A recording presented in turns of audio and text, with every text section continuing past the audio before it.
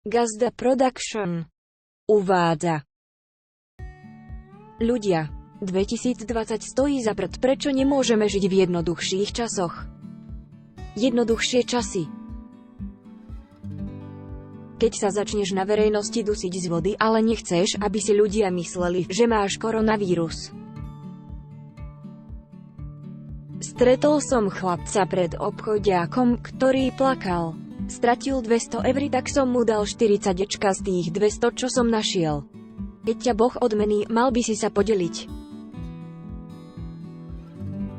Toto je dôvod, prečo by si nemal čakať na dôchodok, ak chceš cestovať. Veľký Lao Tzu povedal, až keď uvidíš komára, ktorý ti pristál na vajciach, tak vtedy si uvedomíš, že problémy sa dajú vyriešiť aj inak, ako násilím. Keď si šofér autobusu, ale nemáš rád ľudí.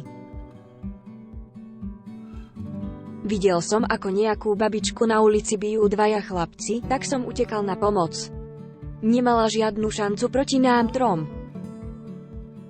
Keď tvoje auto začne vydávať zvuky, ktoré znejú draho. Windows. Aktualizovať. Ja nechcem Windows. Povedal som aktualizovať a ešte dnes. Nie sme ako iné trojičky. WTF. Tú kočku som zastrelil už 2-krát. Pozrite na veľkosť tejto telky. V porovnaní s umývačkou riadu. Najnovšia epizóda Mandaloriana bola úžasná. Auč. Tak za tým musí byť bolestivý príbeh. Keď po prvýkrát stretneš rodičov tvojej priateľky a oni na teba hodia takýto pohľad, pretože vedia, že je šialená. Ten pocit, keď dáš svojmu synovi meno Allah Akbar a stratí sa ti v obchodnom centre. Keď sa všetci sťažujú, že kvôli mrakom nevideli konjunkciu Saturnu a Jupitera. Ale tebe je to jedno, pretože si ho už videla pred 800 rokmi.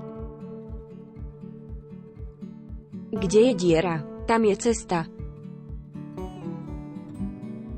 Pred smrťou, namiesto toho, aby myslela na svoje deti a manžela, s ktorým strávila 70 rokov, tak radšej spomína na nejakého bezdomovca, ktorý ju 2 dni klátil na výlete loďou. Milióny žien po celom svete práve toto považuje za najromantickejší príbeh na svete. Prečo sú ženy takéto? Ten úžasný pocit, keď pozeráš svoj obľúbený seriál.